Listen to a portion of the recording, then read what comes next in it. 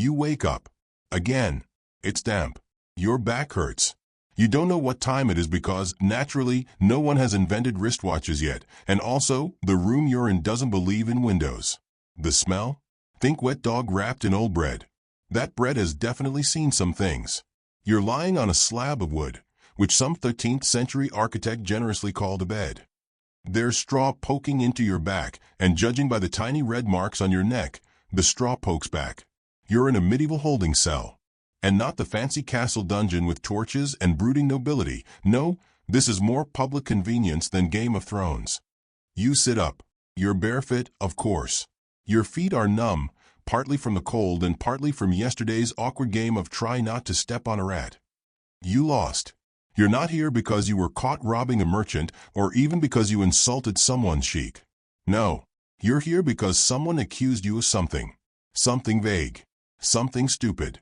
Possibly witchcraft. Possibly theft. Possibly because you looked at someone's goat the wrong way. Doesn't matter.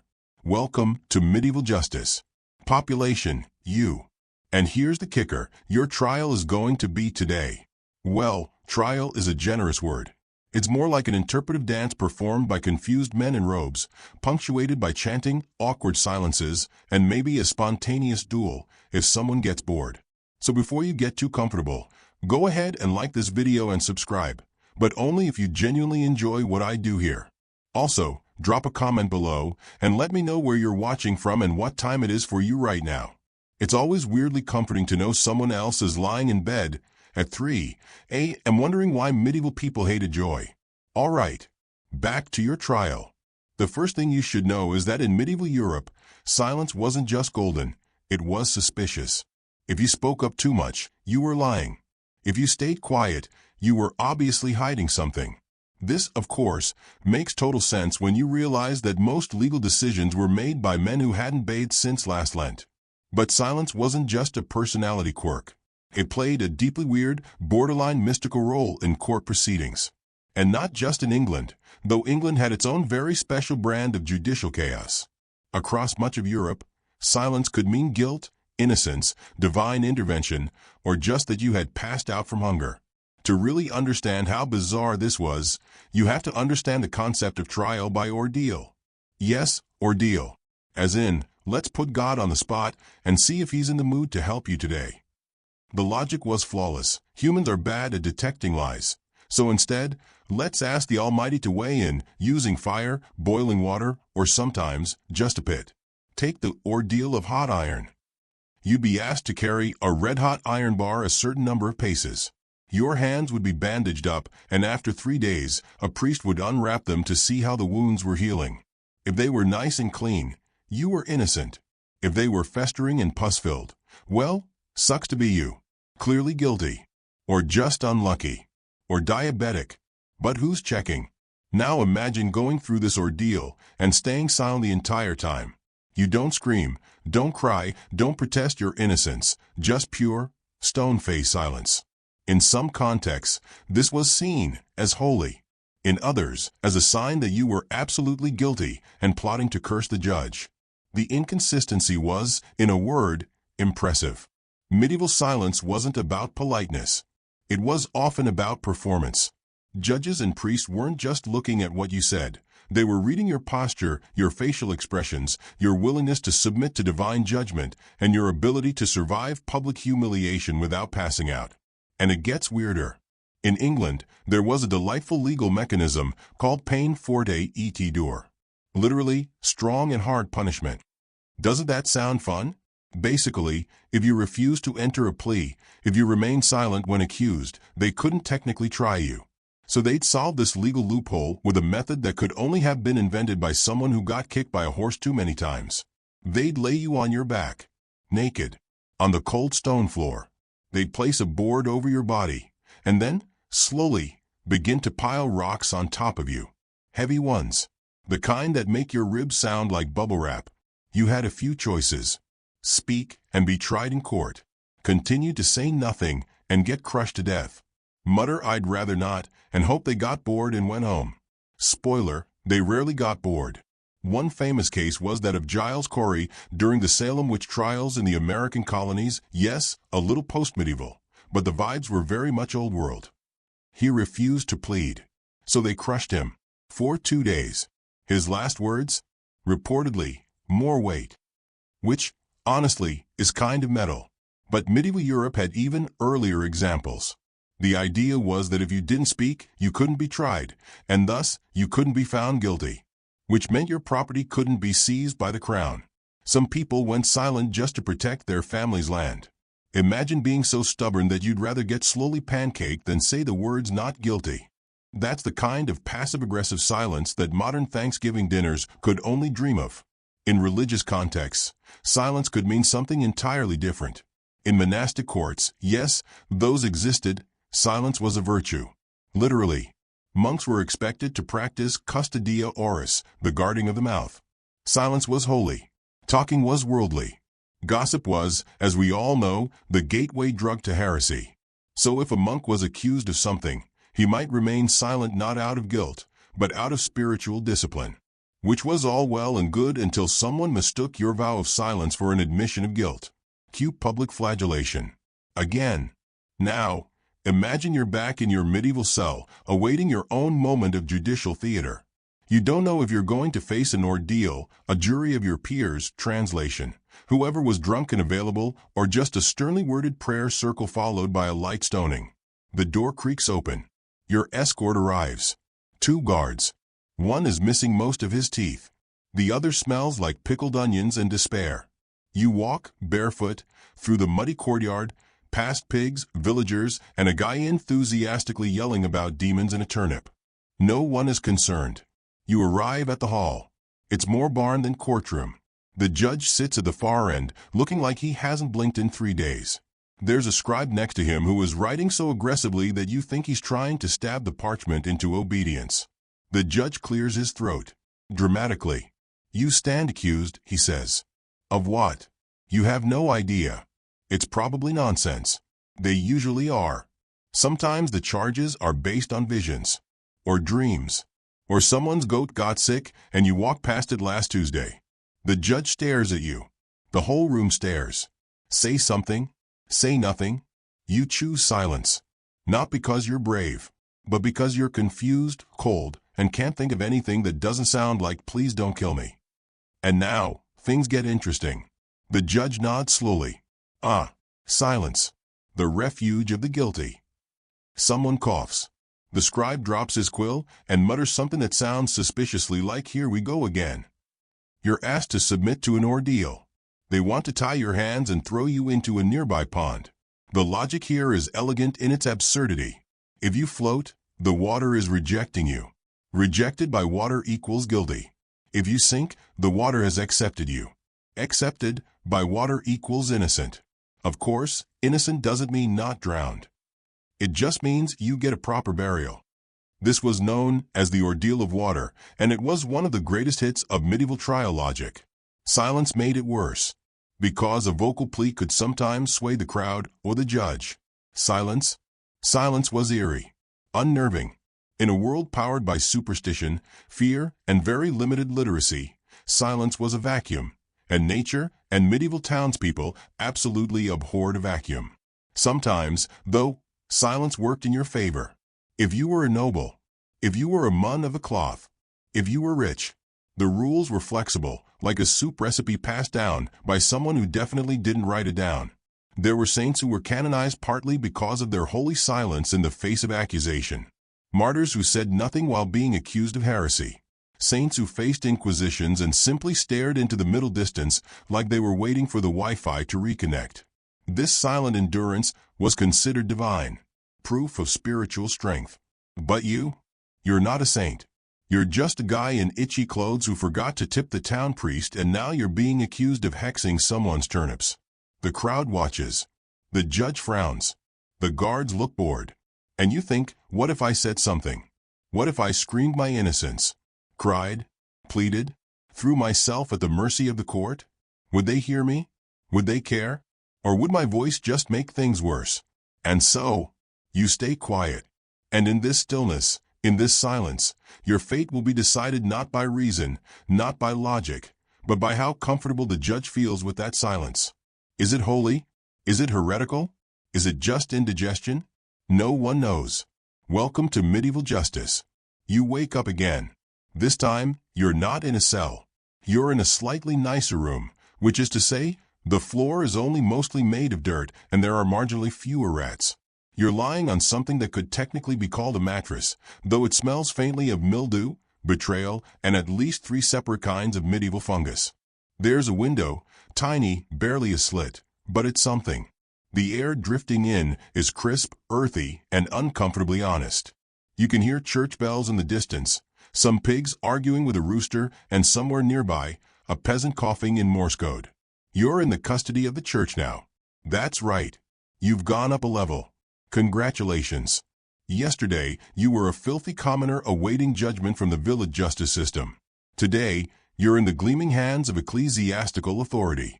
And they have questions. Well, not so much questions as statements delivered in Latin, designed to make you feel small, guilty, and slightly confused about whether or not you're currently on fire. Because silence, in this world, isn't just suspicious, it's theological. The clergy didn't just love silence. They practically married it. Monastic orders took vows of silence so seriously that in some abbeys, speaking out of turn got you a punishment so creative it would make your middle school principal flinch. Imagine being forced to eat dinner in silence, while everyone else stares at you for dropping a casual good morning 6 hours ago. But now, in this ecclesiastical court, silence is subtly not so noble. If you're accused of heresy and you stay silent, that's not mysterious, that's defiant. And defiance makes people nervous, especially bishops with fancy hats and a deep fear of dissent. It's a delicate line. Too much silence? Guilty. Too much talking? Also guilty. The ideal amount of speech is somewhere between humble muttering and weepy confession that makes the priest feel smart. You're ushered into a room that smells aggressively of incense and damp wool. The judge today is a bishop. He has an expression that suggests he hasn't smiled since the last crusade, and he doesn't plan to start now. There's a table in front of you. Not for sitting. Just for resting your wrists while someone very politely accuses you of consorting with the devil. Again. And here's the thing. You're not even sure what they think you did. You heard something about erroneous teachings, irregular communion attendance, and possibly, you're not certain, a suspicious lack of chickens. The bishop asks, "Do you deny these charges?" You open your mouth. You consider speaking. But something in the back of your brain, maybe it's fear, maybe it's divine inspiration, maybe it's the rat bite from yesterday, whispers, "Say nothing." And so you stay silent. Big mistake. The bishop sighs dramatically. The kind of sigh that has weight. Gravitas. The sigh of a man who knows he's about to write something in a very large book and would really prefer you made this easier. The scribe raises an eyebrow. He's already halfway through writing heresy by omission. And that's when they bring in the interrogators. Church-appointed inquisitors. Don't picture dramatic dungeons and red robes. Those came later. Right now, it's just 2 guys in robes with extremely serious eyebrows and breath that smells like bad ale and dried fish. They ask you more questions. You say nothing. They look pleased. Because now they get to use persuasion. Let's talk about medieval interrogation. Or as it was sometimes called, the search for truth through discomfort and shouting. The church had rules, of course. You couldn't torture someone unless there was some evidence. But evidence was a flexible concept. A neighbor's bad dream could count. So could a chicken acting strange. Or the fact that you once read something in a language that wasn't Latin. And once you were silent, refusing to confess, well, silence itself became the evidence. It was the loopiest feedback loop, since medieval people tried to explain thunder with theology. Some inquisitors believed that silence was the devil's tool. That demons kept your mouth shut. Literally. They wrote entire tracts about it. If you didn't confess, it meant Satan had sewn shut the lips of the guilty. It's unclear whether Satan used actual thread or just a very tight metaphor. So what do? They bring out the persuasion tools. The corda, for example. A rope. Simple, elegant, used to bind your arms behind your back and suspend you in the air. Painful? Yes. Silent? Also yes, if you were stubborn enough. Another favorite? The strappado. It's like medieval yoga. If yoga wanted to dislocate every joint in your body while 4 monks recited psalms in the background. And if you remained silent through all this, your holiness score went up, but so did your pain.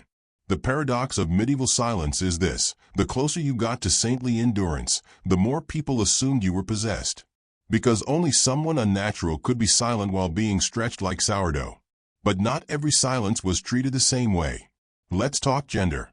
Because, of course, silence meant different things if you were a woman. Surprise. If you were a man, and you stayed silent, it might be seen as stoicism, strength, mystery, especially if you had a beard. If you were a woman and you stayed silent, well, congratulations. You've just confirmed your guilt. The medieval church loved a chatty woman, not because they liked what she had to say, but because silence made them nervous. A quiet woman was unnatural, dangerous, possibly communicating telepathically with demons, or, worse, thinking for herself. During witch trials, silence was almost always damning. Women were expected to sob, plead, beg for mercy, and agree with the charges, even if those charges included flying on a pig during a blood moon while hexing the archbishop's soup. Silence was not a defense. It was a confession.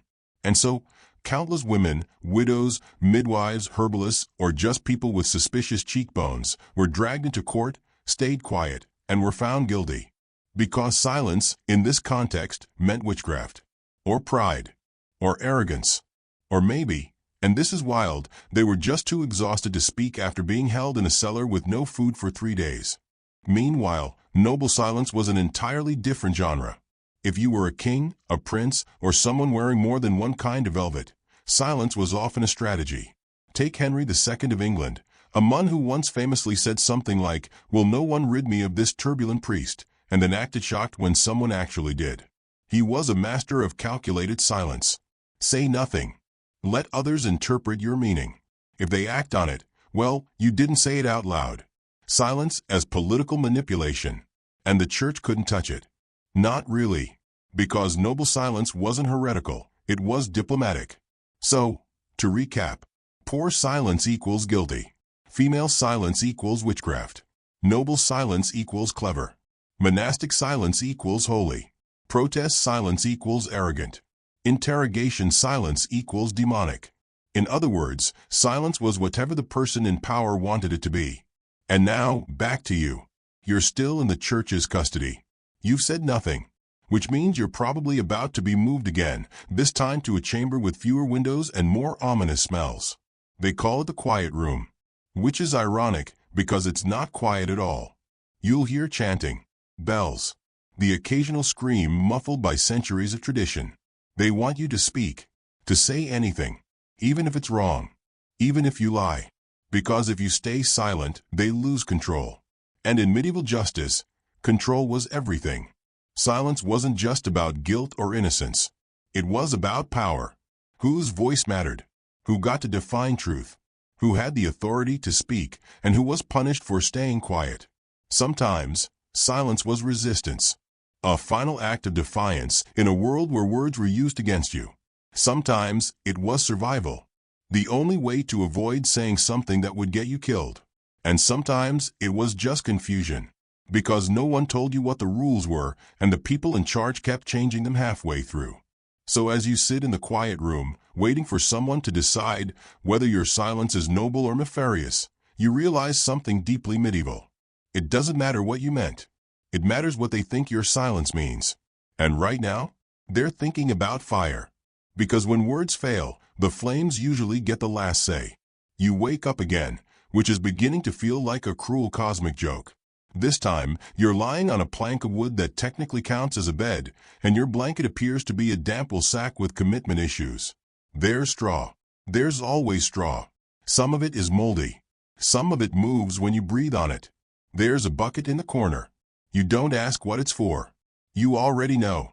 And the smell? Well, let's just say it's a fragrance somewhere between fermented despair and unwashed 14th century humanity. If you've ever left cabbage stew in a leather bag under the sun for 3 days and then stepped in it barefoot, congratulations, you now know what your cell smells like. You're awaiting another trial. Yes, another. Because it turns out, the first wasn't conclusive enough. And this one? This one's by ordeal. Oh yes. It's time we talked about one of medieval Europe's most brilliant methods of divine decision-making, trial by ordeal. Because when logic and evidence fail, why not outsource your justice system to God? After all, nothing says truth like setting people on fire and seeing how well they heal. So before we begin this holy barbecue, take a second to do something a little more soothing, like the video. Subscribe, but only if you enjoy hearing about deeply uncomfortable history while slowly falling asleep. And please do comment below. Tell me where you're tuning in from and what ungodly hour you've decided to listen to this. It's oddly comforting to know you're out there, sleepy and mildly horrified, just like me. Now back to the ordeal. Let's start with the basics. Trial by ordeal was a medieval justice system's version of flipping a very aggressive, flaming coin. If you were accused of a crime and no one could quite prove it, you'd undergo one of several charming tests to determine your guilt. The logic was infallible. God knows all. Therefore, God would intervene to protect the innocent. And if he didn't, well, guess you were guilty, or unlucky, or just not on God's preferred customer list that week. There were several types of ordeals, each more ridiculous than the last. You didn't get to choose. That privilege belonged to the local lord, priest, or whoever had the best robes and the most wine in their goblet. Let's explore a few of the greatest hits, shall we? Ordeal by hot iron. Ah yes, a classic. Here's how it worked. You, the accused, would carry a red-hot piece of iron, usually a 1-kilogram bar, over a short distance. Typically, about 3 paces. Then they'd wrap your hand in cloth, and 3 days later, some guy, probably the local priest with a face like boiled lentils, would unwrap it. If it was healing well, you were innocent. If it was festering, infected, or smelled like Satan's compost bin, you were guilty. That's it. That's the whole process. Because, as everyone knows, burn wounds always heal faster when you're not a criminal. Another popular test, the cold water ordeal. Now this one is a fan favorite, mostly among people who enjoy irony. They tie your hands and feet and throw you into a pond, usually blessed by a priest who mumbled something vaguely Latin before breakfast. If you floated, you were guilty. If you sank, you were innocent. Yes. Let's repeat that. Floating equals bad. Sinking equals good. Because obviously, water rejects evil. Like it's some kind of holy Brita filter. The problem, of course, is that floating often happened if you had air in your lungs, or, were wearing layers of thick medieval wool and leather that trapped air. Sinking meant you were innocent. But it also meant you needed someone to pull you out quickly, or you'd be innocent and dead. Many didn't make it to the innocent part. This ordeal became particularly popular in witch trials, because witches were supposedly weightless or repelled by holy elements. So if a woman floated, she was burned. If she sank, she was pure, but drowned. A win-win situation for everyone except literally everyone involved. But let's say you're lucky. You've avoided the iron in the pond. You get ordeal by firewalking. This one was rare, but beautiful in its theatrical flair. You'd walk 9 paces barefoot across red-hot plowshares, watched by a deeply invested crowd of peasants who hadn't seen live entertainment since Brother Gregory accidentally set the church drapes on fire last Lent. Again, healing was the test. If your feet looked like fresh bread rolls, you were in the clear. If they resembled pork cracklings, well, now, maybe you're thinking, surely they didn't do this all the time. Surely the people administering these ordeals knew they were absurd. Yes. And no. See, the real genius of trial by ordeal wasn't the test, it was the pressure leading up to it. Most people confessed before the ordeal even happened. Imagine the priest says, tomorrow, you will carry this glowing iron bar. If your skin melts like butter, God has judged you unworthy. You'd probably say, you know what? I did steal that loaf of bread. Let's just skip the iron. Ordeals were psychological warfare disguised as divine judgment.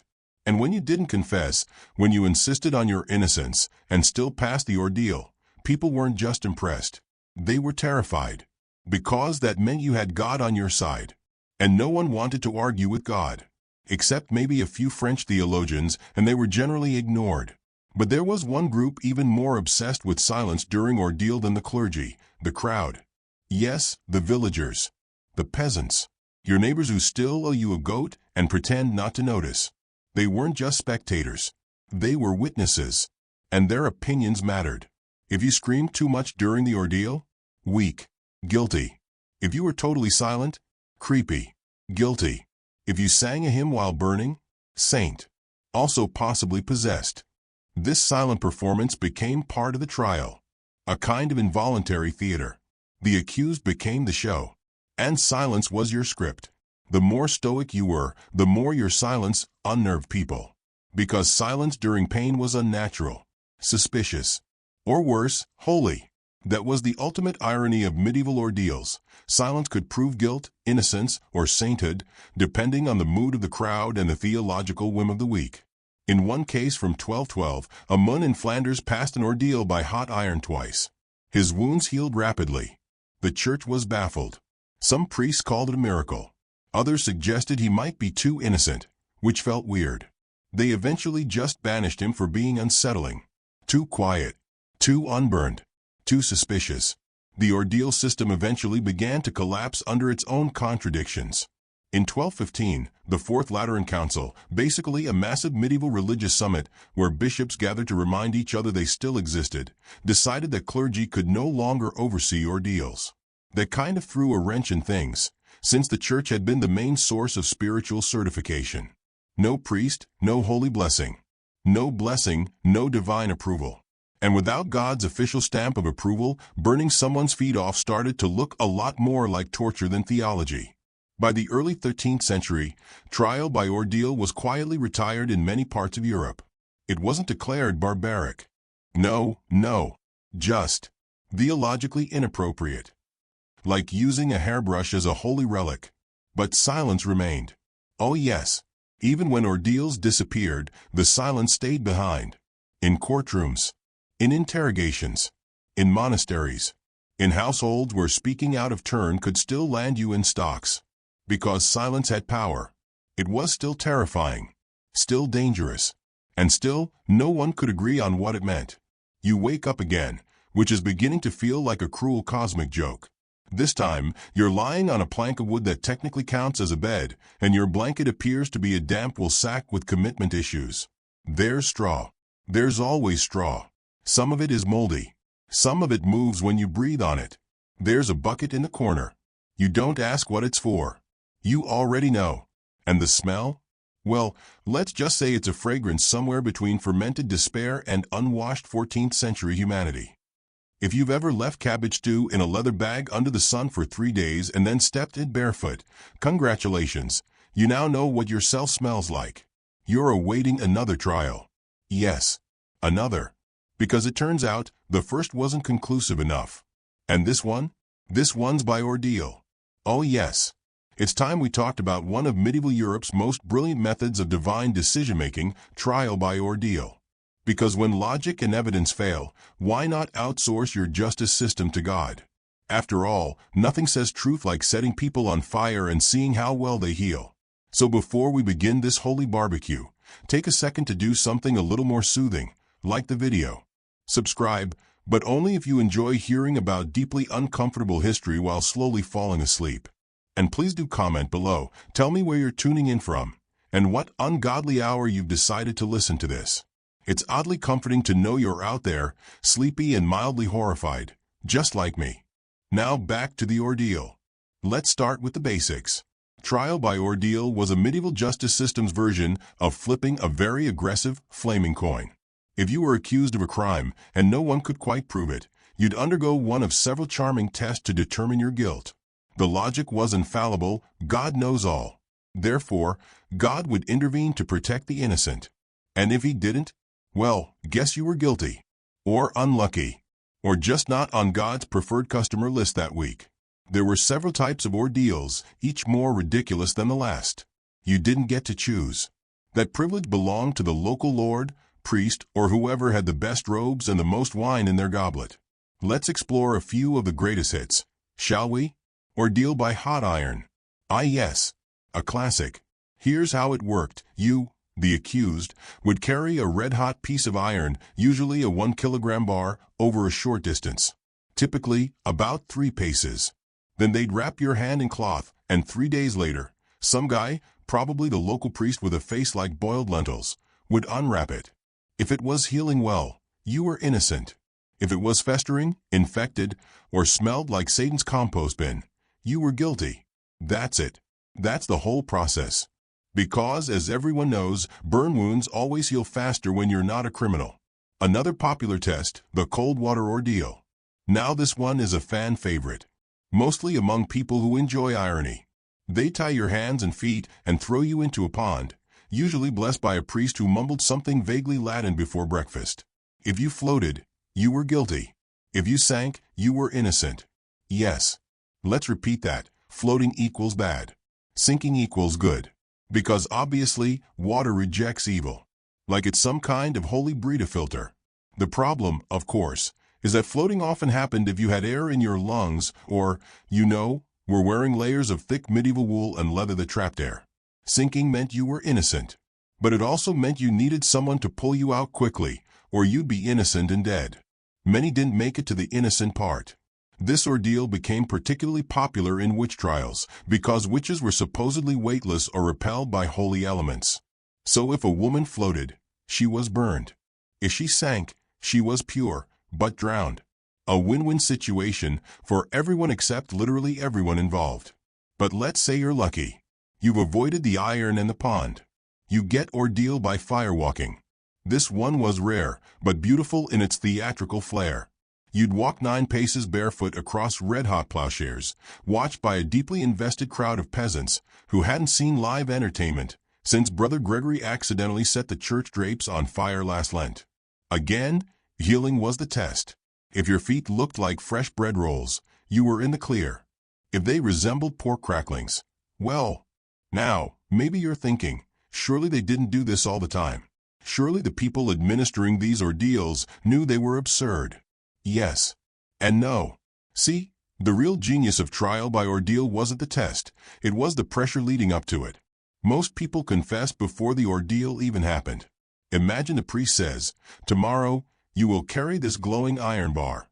If your skin melts like butter, God has judged you unworthy." You'd probably say, "You know what? I did steal that loaf of bread. Let's just skip the iron." Ordeals were psychological warfare disguised as divine judgment. And when you didn't confess, when you insisted on your innocence and still passed the ordeal, people weren't just impressed. They were terrified. Because that meant you had God on your side. And no one wanted to argue with God. Except maybe a few French theologians, and they were generally ignored. But there was one group even more obsessed with silence during ordeal than the clergy, the crowd. Yes, the villagers. The peasants. Your neighbors who still owe you a goat and pretend not to notice. They weren't just spectators. They were witnesses. And their opinions mattered. If you screamed too much during the ordeal, weak. Guilty. If you were totally silent, creepy. Guilty. If you sang a hymn while burning, saint. Also possibly possessed. This silent performance became part of the trial. A kind of involuntary theater. The accused became the show. And silence was your script. The more stoic you were, the more your silence unnerved people. Because silence during pain was unnatural, suspicious, or worse, holy. That was the ultimate irony of medieval ordeals. Silence could prove guilt, innocence, or sainthood, depending on the mood of the crowd and the theological whim of the week. In one case from 1212, a monk in Flanders passed an ordeal by hot iron twice. His wounds healed rapidly. The church was baffled. Some priests called it a miracle. Others suggested he might be too innocent, which felt weird. They eventually just banished him for being unsettling. Too quiet. Too unburned. Too suspicious. The ordeal system eventually began to collapse under its own contradictions. In 1215, the Fourth Lateran Council, basically a massive medieval religious summit, where bishops gathered to remind each other they still existed, decided that clergy could no longer oversee ordeals. That kind of threw a wrench in things, since the church had been the main source of spiritual certification. No priest, no holy blessing. No blessing, no divine approval. And without God's official stamp of approval, burning someone's feet off started to look a lot more like torture than theology. By the early 13th century, trial by ordeal was quietly retired in many parts of Europe. It wasn't declared barbaric. No, just theologically inappropriate. Like using a hairbrush as a holy relic. But silence remained. Oh yes, Even when ordeals disappeared, the silence stayed behind.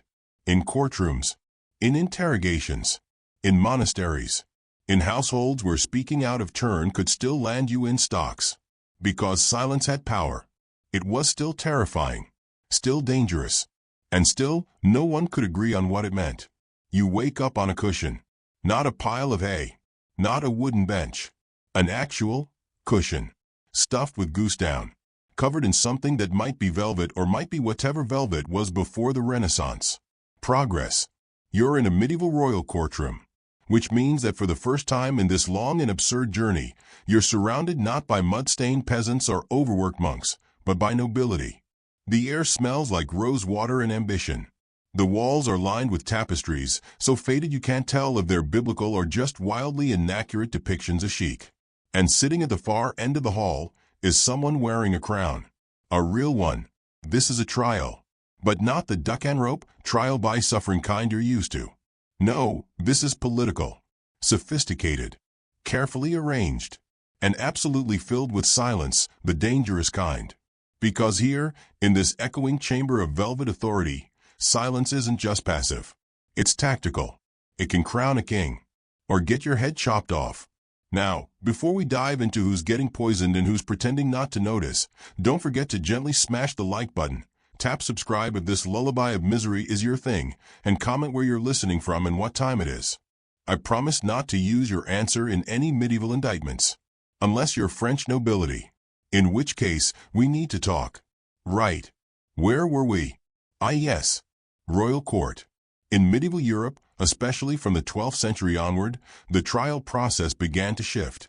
Less prove your innocence by surviving, and more prove your innocence by sitting very still while a dozen bored aristocrats decide whether they dislike your face. Imagine the worst office meeting you've ever attended.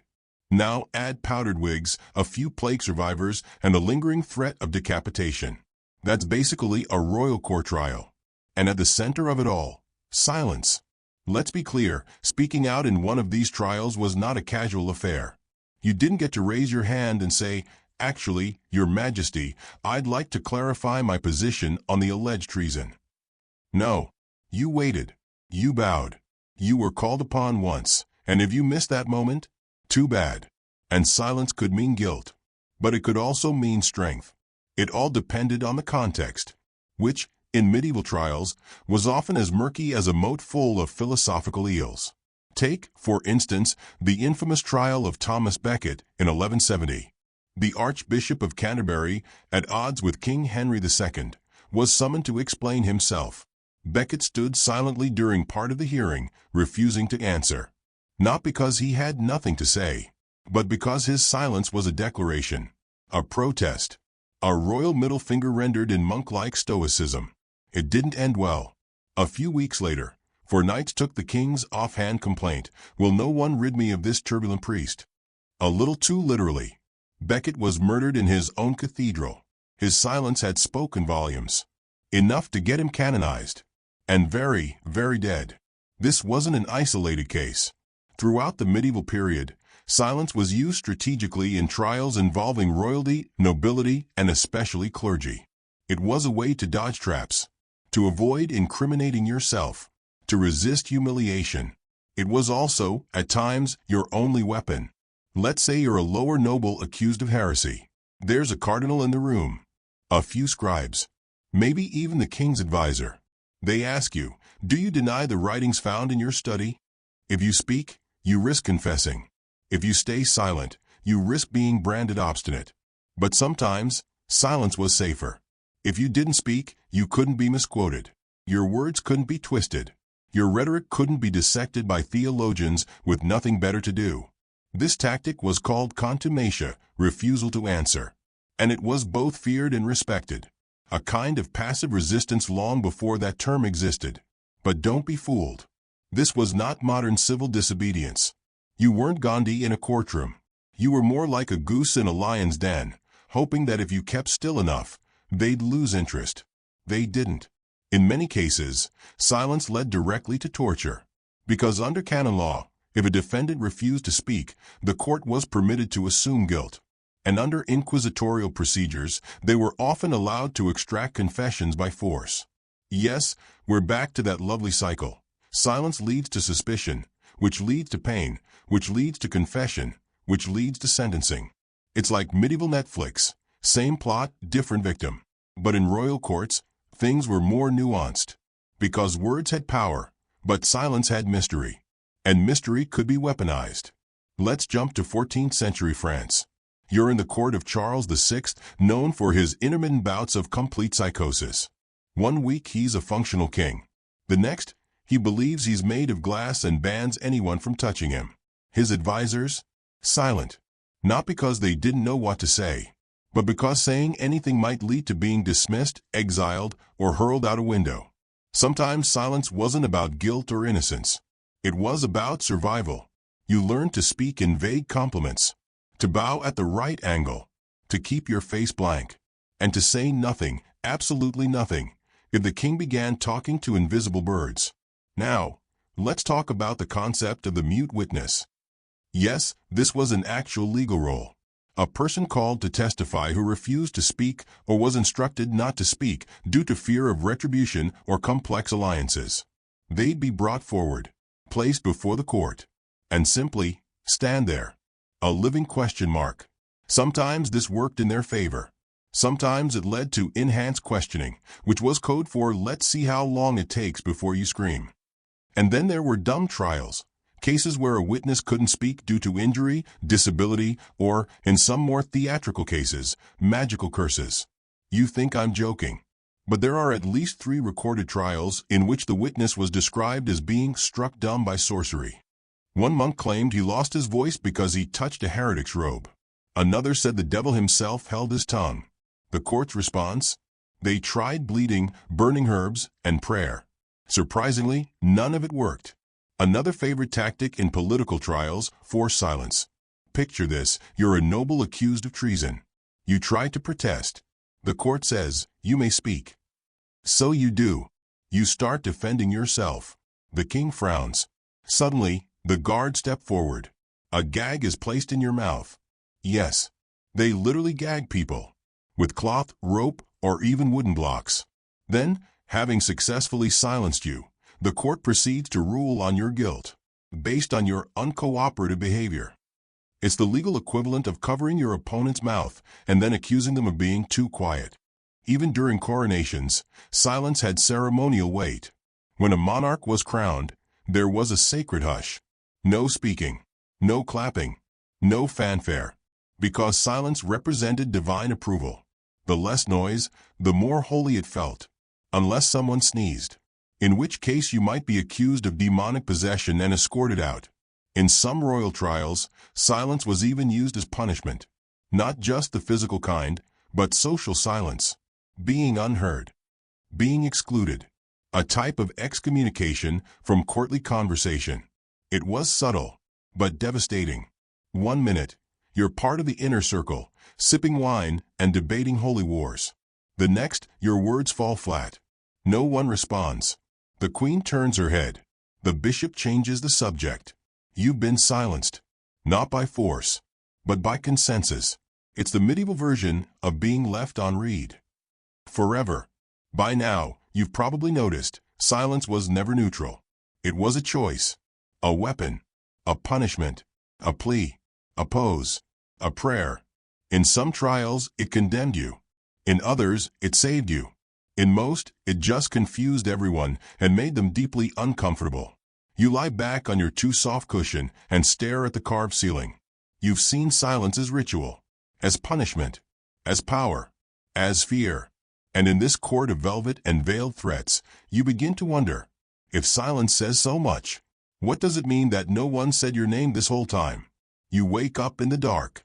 Again. Because apparently, that's your fate now. Waking up in different parts of the Middle Ages, like some kind of cursed historical tourist. But this time, there's no cathedral, no court, no crowd of monks judging you for blinking too loudly. This time, it's just you, and the walls, and the quiet. You're in a dungeon, and not the fun fantasy kind with potions and dragons. No, this is the historically accurate dungeon, which means it smells like damp despair and fermented human regret. There's straw beneath you. Not fresh straw, More like the third-hand kind, trampled, half-rotten, and probably hiding a few diseases history doesn't have names for yet. The kind of straw that crunches like someone else's molars when you roll over. The stone wall is cold, slimy. You put your hand on it and immediately regret everything. Welcome to post-trial silence. Now, as always, before we explore this latest circle of medieval discomfort, go ahead and tap like, subscribe if you're feeling brave, and let me know in the comments what time it is for you and where you're listening from. I'd say enjoy the dungeon, but I really can't lie to you like that. Let's talk about silence. But this time, the kind that settles after the gavel drops. Or rather, after someone dramatically yells guilty and someone else rings a bell for no reason. Silence in medieval prisons wasn't peaceful. It wasn't calming. It was awkward silence. The kind that hums just above the level of hearing. The kind that carries every drip of water, every rat scratch, every muffled cry from someone in the next cell. And it was absolutely intentional. Prisons in the medieval world weren't just holding pens. They were part of the punishment. And one of the harshest tools they had wasn't iron, or rope, or even starvation. It was isolation. Let's be clear, most medieval people didn't expect to spend time in jail. In fact, jail wasn't where you served a sentence. It was where you waited for your real punishment.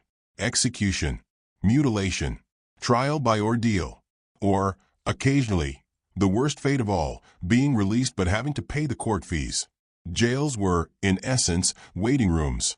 Except instead of bad magazines and that one guy coughing in the corner, it was rats, fleas, and the sense that God might have forgotten about you entirely. And the silence? That was your only companion. Well, that and the lice. But they're not exactly conversational. Now, medieval prison design wasn't exactly focused on comfort. If anything, it was focused on psychological corrosion. Dungeons were often placed underground, deep underground, with no light, no fresh air, and just enough food to keep you alive and miserable. Stone walls, iron bars, no windows. And if you were particularly unlucky, your cell had been repurposed from an old sewer tunnel. Yes, some medieval dungeons were literally ex-sewers. You could still smell the past crimes of the plumbing. In many castles, there was something called the oubliette, a French word that comes from oublier, to forget. These were vertical pits. No door, just a hatch in the ceiling. You were dropped in, and then forgotten. No interaction, no light, no trial updates.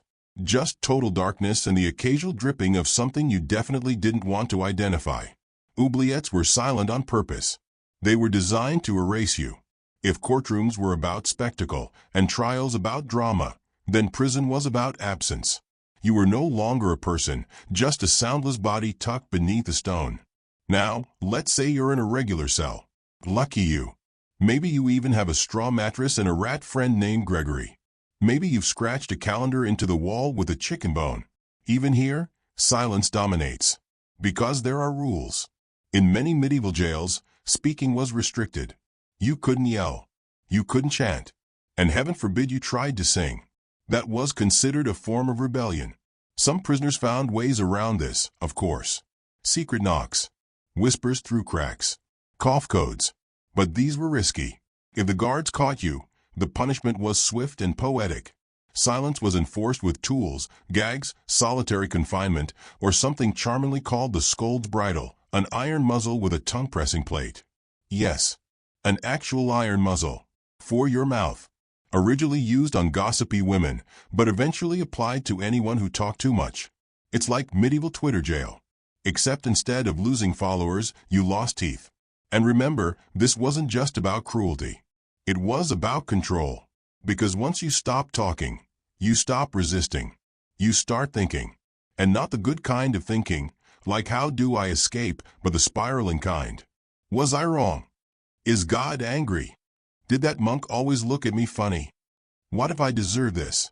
Silence becomes your judge, jury, and personal tormentor. It echoes louder than any shouting. It even affects time.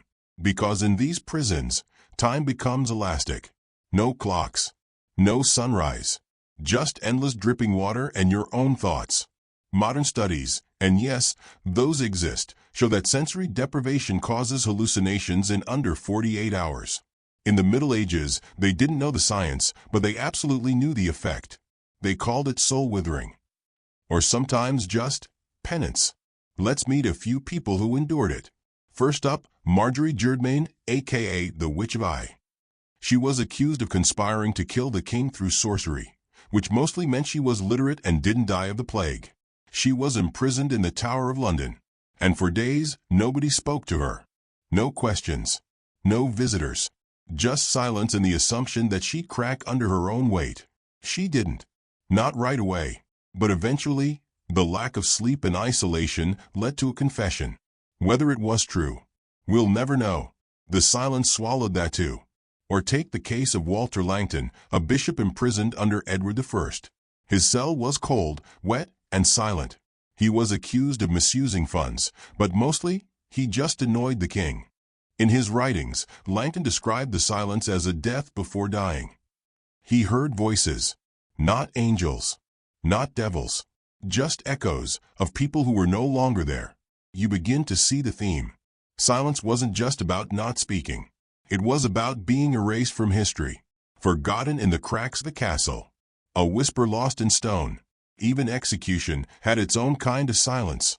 When a prisoner was taken from their cell to be hanged, beheaded, or burned, there were usually no last words.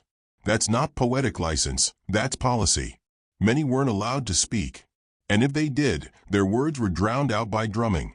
Literally, execution drummers. That was a job. Their job was to cover the condemned's voice so the crowd wouldn't hear any inconvenient final truths, or blasphemies, or spontaneous poems. But the condemned still tried. They mouthed words, whispered confessions to the wind. Because after all that silence, you want to say something, anything. But the medieval world had already made its decision. Silence wasn't a pause. It was the sentence. You wake up in a robe. It's not silk. It's not velvet. It's not even burlap. It's scratchy, itchy, off-white wool that smells like incense, cheese, and unresolved sin. You're in a monastery, and it's quiet. Like, really quiet. No bells. No coughing. No Gregorian warm-ups. Just the sound of your own stomach trying to digest last night's lentils. You look around. Stone arches. Dusty candlelight. A few robed figures gliding past you like medieval Roombas. No one makes eye contact. No one says a word. And it's not because they're shy. It's because they've taken a vow of silence. Not a metaphor. A literal vow. With actual consequences. This isn't just spiritual devotion. In the medieval world, silence wasn't just what you did in a monastery. It was part of the architecture of power. And sometimes, the courtroom. Before we go any deeper into the abyss of divine hush, take a second to hit like. Subscribe if you enjoy these soft-spoken descents into historical discomfort, and let me know in the comments where in the world you're tuning in from, and what time you finally gave up trying to sleep and decided to hang out with a 700-year-old ghost instead. Back to it. Now, the medieval monastery was, on paper, a place of peace, a spiritual retreat, a community devoted to prayer, study, and rice gruel. But in reality, it was also a discipline machine. Think of it like an ancient boarding school, but with more Latin and less puberty. And silence was its prime tool. The Rule of Saint Benedict, the guiding rulebook for monastic life since the 6th century, had a lot to say about not saying things. Speech, Benedict believed, was dangerous. It led to gossip, pride, humor, all the things that make life bearable. So naturally, they had to go. In a Benedictine monastery, monks were only allowed to speak at specific times and in specific ways. Morning prayers, whispered. Meals, completely silent. Recreation time, still silent. Because nothing says relaxation like forced mute socializing while weaving baskets. And if you broke the rule, there were consequences. Minor infractions earned penances. Fasting, extra prayers. No bread for you. Repeat offenses, you got the gesture treatment. That is, monks would literally gesture at you aggressively until you remembered to shut up. And yes, they had a full system of hand signs, like a holy version of charades. If you needed salt, you tapped your fingers like sprinkling. If you wanted fish, you made swimming motions. If you were craving venison, tough luck. It was fish or porridge, pick your poison. This controlled silence wasn't just about self-restraint. It was about power. Because when you remove speech, you remove the ability to argue, to question, to resist. In monasteries, silence was hierarchy, and it trickled down the cloister like an invisible slap. The abbot, the big cheese of the monastery, could speak, sparingly, with great gravity. Everyone else? You were lucky to be allowed to hum. So what happens when silence goes from a spiritual practice to a legal strategy? Let's talk about the monks on trial. Because sometimes, those robe-wearing, vow-taking monks committed crimes. And not just small ones. We're talking murder, forgery, heresy, questionable cheese-making. But when they were brought to trial, their training in silence gave them an edge. Picture it, a lay court summons a monk accused of burning a neighboring monastery's library. He's brought in, robed and serene, sits down in front of a judge, and says nothing. No reaction. No argument. Just that soft, practiced, unsettling stillness. To the judge, it's maddening. To the monk, it's Tuesday. Because unlike the average medieval peasant who'd scream, cry, or confess to everything, monks had years of practice in doing absolutely nothing. Which, in court, is a power move. It forced courts to work extra hard to extract evidence. It also made coerced confession way harder. Torture doesn't quite work if your victim already spent a decade in a damp cell meditating on the futility of screaming. The silence could also confuse the jury. They'd see this serene, holy figure refusing to speak and wonder, maybe he's innocent. Or maybe he's just really monkish. And this wasn't accidental. Monasteries often taught legal silence as a form of moral resistance. If the church disagreed with a secular trial, they'd instruct the accused to say nothing. Let the court squirm. Which leads us to a particularly weird scenario, the silent heretic. Now, heresy was a big deal. It wasn't just a spiritual mistake. It was a crime. And one of the ways to prove heresy was to get the accused to say the wrong thing. Or, anything that sounded theologically wobbly. So some accused heretics responded the way monks were trained to, they just didn't talk. No defense. No denial. Just absolute stillness. Like statues in a badly ventilated chapel. This infuriated inquisitors. The Inquisition, especially the Dominican-led courts in the 13th and 14th centuries, were big on questioning. Not polite interviews. Not debates. More like a theological game of battleship where every wrong answer sunk your soul. So when an accused heretic refused to speak, it was seen as a double offense. 1, you were probably guilty. And 2, you weren't giving them the satisfaction. In some records, inquisitors described this silence as the devil's barrier, which is a poetic way of saying he didn't scream when we expected him to. Let's look at one famous case, the trial of Brother Dulcino of Navarra, leader of a radical sect called the Apostolic Brethren. Thought the church was corrupt. Also thought God would rain fire on bishops. Bold guy. When arrested, he initially refused to speak. Not because he had nothing to say, he just knew that anything he said could be twisted. So he went full monk mode. Silent. Still. Staring at the wall like he was listening to a Gregorian podcast. Eventually, the silence broke, but not before the records described the inquisitors trying to deafen him with scripture. Which is not a metaphor. They literally read psalms at him very loudly. Spoiler, he was executed anyway. But not before making everyone very uncomfortable with how calm he was about it. Silence, it turns out, can be more terrifying than any rant. But here's the twist, sometimes, silence in court wasn't the monk's choice. It was assigned to them. If a cleric was found guilty, some courts imposed penitential silence, a kind of spiritual gag order. You were forbidden from preaching, teaching, or even speaking to novices. You became a ghost monk, visible but unheard. It was a way of neutralizing your influence without killing you. A theological timeout. And in some orders, it stuck for life. One wrong word. Eternal quiet. Imagine living in a community where everyone talks about you, but no one talks to you. Worse still, you're not allowed to reply. The silence becomes not just punishment, but erasure. Even outside the monasteries, the idea of spiritual silence leaked into law. Many medieval judges, especially those trained in canon law, believed that if an accused person remained silent, it meant their soul was struggling with guilt. Some call the tacita poenitentia, silent repentance. Which sounds lovely, until you realize it just meant they assumed you were confessing by default. Because silence could be interpreted any way the court wanted. Guilty? Silent? Then obviously you're hiding something. Innocent? Silent? Then you're probably planning something. In both cases, you lose. The irony is that in monasteries, silence was supposed to be a form of perfection, a sign of spiritual growth. But in courts, it became suspicion. The same act, saying nothing, went from being holy to being heretical, depending on the room you were standing in. And honestly, that sums up a lot about the Middle Ages. Context was everything, and everyone was just one wrong breath away from disaster.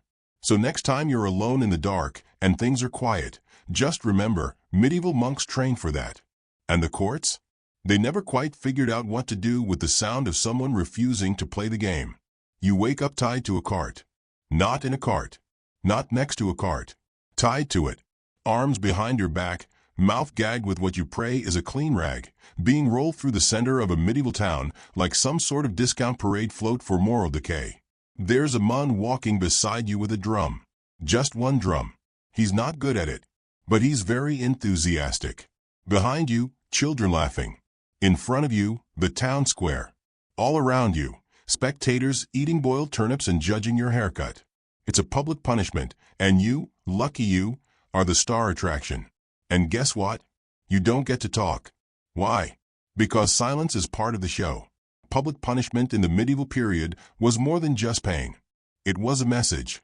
A form of live theater, except you weren't paid to be there, and if you forgot your lines, someone with a cudgel would kindly remind you. And often, your line was silence. Let's begin with the classic, the pillory. Wooden structure.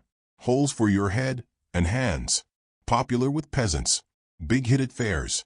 Looked like a medieval photo booth, except the only thing you got at the end was splinters and emotional trauma. Now, being in the pillory wasn't just about standing awkwardly in a wooden yoke while people threw cabbage at your face, although yes, that was part of the fun. It was about humiliation.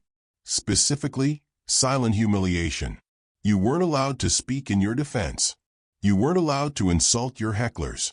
You weren't even allowed to complain about how itchy the wood was, and trust me, it was itchy. Because complaining broke the illusion. The spectacle depended on you looking guilty, not explaining yourself. Silence made you seem resigned, shameful, maybe even pious. Which, ironically, made people throw more things at you. Even worse, some people in pillories had their mouths physically gagged. Not for their comfort, for everyone else's. See, townspeople liked a clean narrative. That guy stole a pig. That woman baked bread on a Sunday. That monk called the bishop a buttock. They didn't want the accused shouting, "I didn't do it." Because then they'd have to think about due process, and nobody came to the town square for that. So instead, silence. You stood there, alone, saliva dripping down your chin, your eyes saying everything your mouth legally couldn't, and people projected whatever story they wanted onto you. One chronicler in 13th century Paris described a man in the pillory who tried to protest his innocence, shouting that the charges were false. So they cut his hair off, gagged him with a sock, and made him stand there for 6 more hours. Why? Because he was ruining the narrative. And medieval punishment loved its narrative arcs. There were entire pageants, elaborate parades through town, where accused criminals were marched to the site of their punishment while townspeople sang, clapped, or just judged silently from their windows. And silence? It wasn't just expected from the accused. It was demanded. If you shouted, struggled, or even cried too loud, you were considered defiant. Worse, you might be accused of being possessed. Because obviously, only demons object to getting whipped in public for stealing a loaf of bread. Let's talk about execution day.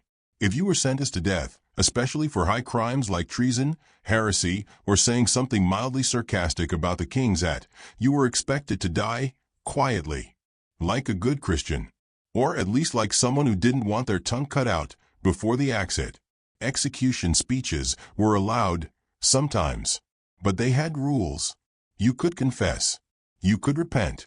You could cry a little if it was tasteful.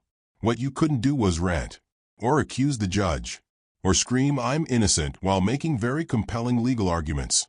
because then the crowd might start thinking. And the last thing medieval justice wanted was a crowd with opinions. So some condemned prisoners were silenced in advance, gagged, muzzled. In one case in 14th century London, a monk convicted of sedition had his lips sewn shut before being taken to the gallows. You read that right. Sewn. With thread. Why? Because apparently, dead men tell no tales, but they can yell some very inconvenient truths on the way up the ladder. Even worse were the symbolic silences. You might not be gagged, but the ritual of silence was baked into the punishment. For example, if a noble was stripped of title and executed, the herald wouldn't read his name aloud. Just let him be forgotten. No speech. No name. No final words. Just a quiet drop and a dirt nap. In this way, silence became part of the punishment, the final erasure. You weren't just killed. You were unpersoned. And the crowd?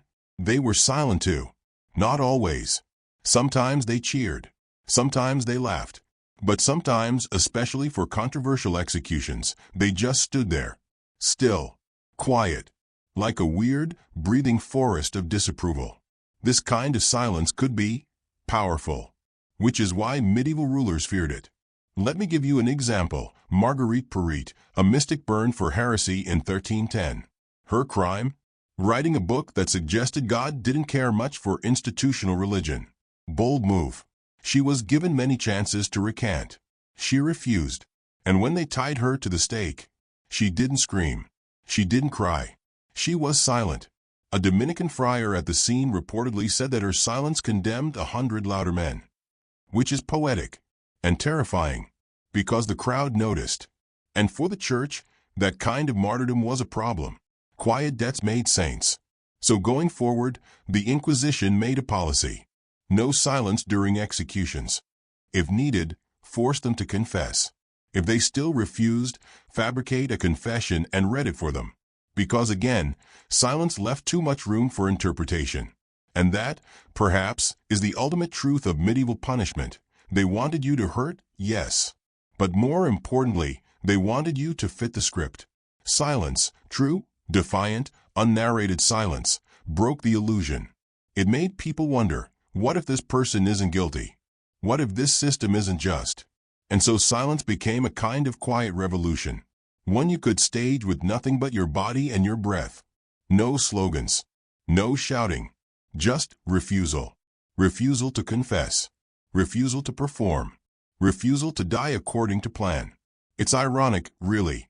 In a world full of clamor, bells, prayers, executions, street vendors yelling about goat intestines, the most dangerous thing you could do was nothing. Just stand there, eyes open, mouth shut, refusing to let the story end the way they wanted. You're in a room that smells like wax, wool, and last week's anxiety. There's a bench that doesn't believe in comfort, a few quills stabbing into a dried-up inkwell, and someone in the corner coughing in Latin. Welcome to the medieval courtroom. Well, courtroom is generous. It's really just a slightly larger than average room in a monastery, town hall, or castle, often borrowed from the local lord's spare wine cellar or the chapel's broom closet. And instead of a judge in robes and powdered wig, you're greeted by a frowning priest, a half-literate clerk, and about 7 local men, who were pulled from the tavern an hour ago and declared a jury. You do not get a lawyer. You do not get a bathroom break. And you definitely do not get to object. Because this is not your show. This is their show. And they expect you to be either very guilty or very quiet. And here's where the silence begins again. You sit. You fidget. You try not to make eye contact with the man sharpening a feather quill like it's a dagger. And you don't speak. Not because you're stoic or clever, but because you don't know if you're allowed to speak. Welcome to the courtroom performance of medieval Europe, where speaking out of turn could turn your petty theft trial into an impromptu witch hunt. But let's back up. How did silence find its way onto the court record as a strategy, a punishment, and a red flag? The short answer, because everything was a performance. You're not really on trial to determine guilt or innocence. You're there to participate in a deeply awkward, barely rehearsed morality play about sin, repentance, and whatever the local bishop's pet issue of the week is. And silence? Oh, silence was very suspicious. Imagine this. The judge, let's call him Brother Eustace, because of course we are, asks you, Did you steal 3 loaves of barley bread from Mistress Helwig's oven last Thursday after Vespers? You say, nothing. Now, in modern courts, silence might be your right. Fifth Amendment, lawyer whispering to you, all that. Here, it means you're either hiding something, possessed by the devil, stupid, all 3.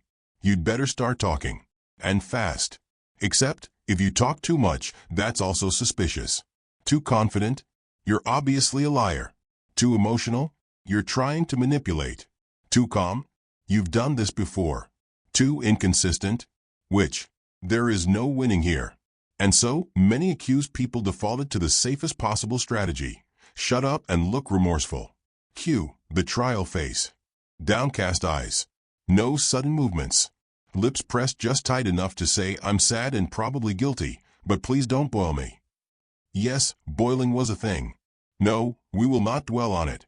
Now, here's where things get more chaotic. Let's talk about jury trials, because this is the era when we start to see the messy evolution of community-based justice. Technically, juries were supposed to be objective. 12 good men and true. Responsible citizens. No biases. In practice, they were your neighbors, your butcher, and possibly the guy you yelled at last week over a disputed chicken. Also, they knew about your trial before you walked in. Why? Because the jury wasn't just there to evaluate evidence. In early medieval England especially, they were expected to already know the facts. In some regions, jurors were chosen because they had local knowledge. They already had an opinion. They weren't investigating, they were confirming. So when you walk in and stay silent, they're not interpreting it as shock or confusion. They're thinking, he's doing the guilty quiet. And if you speak, she's doing the lying voice. At no point does your actual guilt matter more than your performance. Let's zoom in on one particular mess, the assize courts in 12th to 14th century England. These were traveling courts, staffed by justices sent by the king, rolling into town like morally rigid circus troops. They'd set up in a town, hear a massive backlog of cases, and then gallop away before anyone could file an appeal. Now, in these courts, silence was considered a form of contempt. If you refused to enter a plea, guilty or not guilty, they couldn't proceed. And remember, there were no lawyers to speak for you. So how did they solve this? With something called peine forte et dure, which is French for hard and forceful punishment, and medieval for we're going to put heavy stones on your chest until you either say something or die. I'm not exaggerating. If you remained mute, they'd literally strap you down, pile stones on your chest, and keep adding weight until either you entered a plea, or your lungs gave out, or your ribs did. And if you died under the weight, you were considered innocent. Technically, legally, posthumously, which is like saying, sure, he suffocated in a cellar, but at least we didn't falsely convict him. This happened enough that it became a recognized legal maneuver. Some people chose to die this way rather than plead. Why? Because if you pled guilty, your estate could be confiscated. If you stayed silent and died under torture, your family could still inherit your land. So yes, in medieval England, people were literally crushed to death to protect their property rights. But sure, tell me again how medieval law had strong moral foundations. Let's take a moment for a deep breath. Feel the weight of those imaginary stones. The smell of the musty courtroom. The soft muttering of jurors trying to remember if you once insulted their goat. And now, think about how bizarre it is that your voice has become your only weapon, your only lifeline, and your biggest liability. Speak, and you might condemn yourself. Stay silent, and they might bury you under rocks. There's a reason modern defense lawyers say, don't talk to the cops. In medieval Europe, that was called Thursday. And if that wasn't enough chaos, let's not forget the role of accusers. In ecclesiastical courts especially, accusations could be anonymous. Yes, anonymous. As in, I, someone you will never meet, believe you committed heresy. Good luck disproving it. The accused would be summoned, often without knowing the charges, and asked, are you guilty of any sins you haven't confessed? If you said yes, they had you. If you said no, they assumed you were lying. Welcome to the church's version of gotcha. And again, silence was suspicious. The Inquisition, in particular, was very uncomfortable with silence. It made notes in the margins of trials like, "The accused did not speak freely. The accused answered with reluctance. The accused paused before answering." All of which are coded ways of saying, "This guy looked nervous, therefore, heretic." By the 13th century, inquisitors were trained to interpret silence, not as trauma, not as fear, not as someone overwhelmed by the weight of Latin legalese, but as resistance. The silence of a woman accused of sorcery must mean she's hiding something. The silence of a mun accused of blasphemy must mean guilt. No thought to the possibility that maybe, just maybe, the accused was overwhelmed, terrified, illiterate, or too dehydrated to speak. And yet, silence also had a strange power. Some defendants used it strategically. By saying nothing, they forced the court to work harder, to prove things. One bishop accused of corruption simply refused to answer anything. 4 weeks. Eventually, they gave up and reassigned him to a quieter diocese. Silence became both sword and shield. It was the only form of resistance that didn't require you to memorize scripture, argue law, or charm 12 angry farmers. All you had to do was keep your mouth shut and hope it didn't kill you. So here you are, back in the courtroom. The judge is staring. The jury is whispering. The clerk is asleep with his eyes open. You're asked a question. You don't know what the right answer is. You don't know if there is a right answer. You consider speaking. Then consider silence. Then realize it doesn't matter. Because in this room, your words mean less than your posture.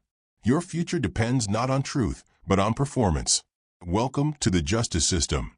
Medieval edition, where the only thing more dangerous than guilt is having the wrong tone of voice. You wake up in a room made of stone. Again. This time, though, the silence isn't forced. It isn't weaponized. It isn't the pregnant, awful pause before a verdict or the tense hush before a confession. This silence is different. This silence is organized, revered. You are in a monastery, and everyone is ignoring you. Deliberately. A bell tolls in the distance, soft, rhythmic, far too polite to be alarming. It sounds like a very sad spoon hitting a very tired bowl. You glance around. No one is speaking. Not to each other. Not to you.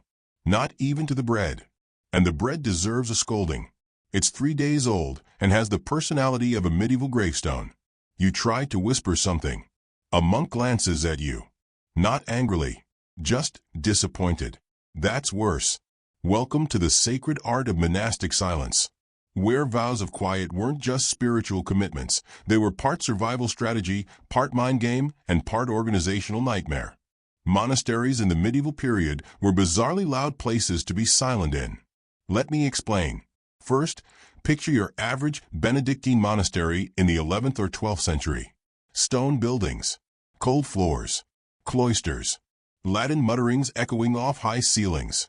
Your day is scheduled to the minute. Wake at 2:30 a.m. for matins. More prayers at dawn. Labor. Silence. More prayers. Reading. Eating in silence. More prayers. Regretting your life choices. It's like being in an unpaid internship for heaven, except the office smells like tallow, wet wool, and unresolved theological tension.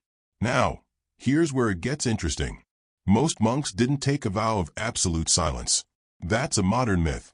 They took a vow of obedience, which included periods of silence. Think no talking during certain hours, rather than never speak again.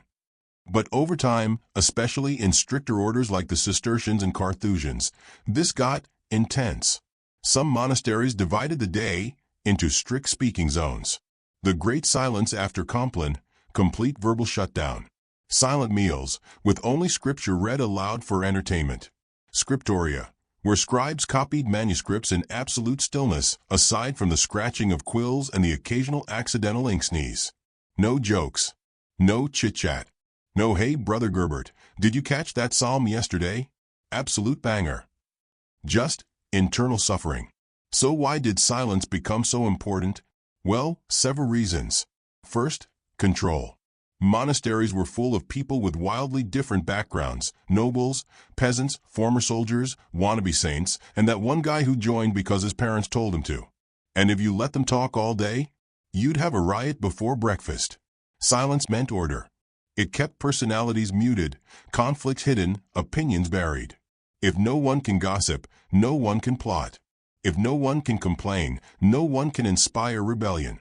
It was the monastic version of if you don't have anything nice to say, don't say anything at all, stretched out over decades of shared spiritual claustrophobia. Second reason, mysticism.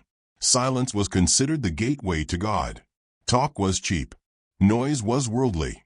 But silence was divine. You were supposed to meditate, reflect, feel the presence of God in your soul, and not get distracted by Brother Arnold's 14th consecutive story about his sheep farm. There was a spiritual hierarchy. Noise equals distraction. Speech equals risk. Silence equals enlightenment. And finally, discipline. Silence was hard, especially for people who'd grown up in noisy towns, with market cries and drunken brawls and 3 generations crammed into one house. To sit in a stone hall, across from 20 other monks, with only the sound of chewing, that was penance. Self-control through sensory deprivation. And in a way, it was a test. If you can't master your tongue, how can you master your soul? But of course, being medieval humans, monks developed a workaround. The sign language loophole. That's right. Entire orders created complex nonverbal vocabularies so they could still communicate without technically breaking silence. The Cistercians, for example, had a sign system with over 200 gestures. Want salt? Cup your hand. Need a book? Mimic turning pages. Feeling sick? Tap your stomach dramatically and look tragic. Want to ask Brother Alaric if he stole your sandals again? There's a gesture for that too, though it may involve miming holy judgment. It was practical and a little theatrical. Imagine an entire silent dining hall, full of monks furiously miming pass the butter like it's interpretive dance hour. You weren't supposed to laugh, but I promise you, someone did. Now let's step into the Carthusian order. These were the true champions of medieval silence, where Benedictines talked occasionally, and Cistercians talked carefully. Carthusians did not talk. Each monk lived alone in a tiny cell. They prayed alone, ate alone, worked alone. Their daily interaction was limited to one wordless meeting a week, a walk around the cloister, side by side, with no talking. Just companionable pacing. Even in death, they kept it minimal. Burials were silent. No eulogies. No sermons. Just a body, a shroud, and a pit. The goal? Absolute solitude.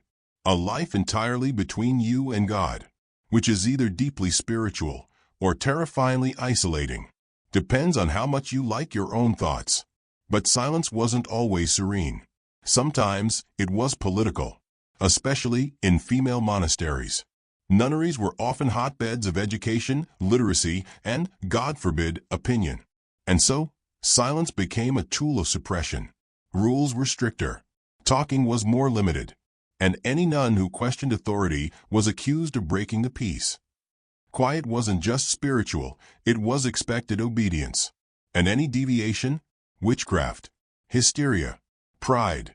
It's hard to start a revolution when you're only allowed to speak 3 words a day, and 2 of them are yes, sister. Still, silence could be beautiful. Many monks reported moments of profound peace. The soft rhythm of prayer, the sound of birds beyond the cloister wall, the simple joy of hearing nothing but your own breath for the first time in years. One monk wrote, "In silence, I saw the face of God and the absence of Brother Hugo's opinions." Silence wasn't just absence. It was presence, a space where something holier could happen. Of course, then Brother Hugo started snoring again and ruined everything. So here you are, walking the stone path of the cloister, a chill in the air, a candle flickering in a niche, the sound of sandals on flagstones. No one speaks. You don't speak. But the silence isn't empty. It's full of memory, tension, prayers, mistakes, regrets, hopes. It's loud in its own way. It just doesn't have a mouth. And somehow, that's more comforting than any sermon.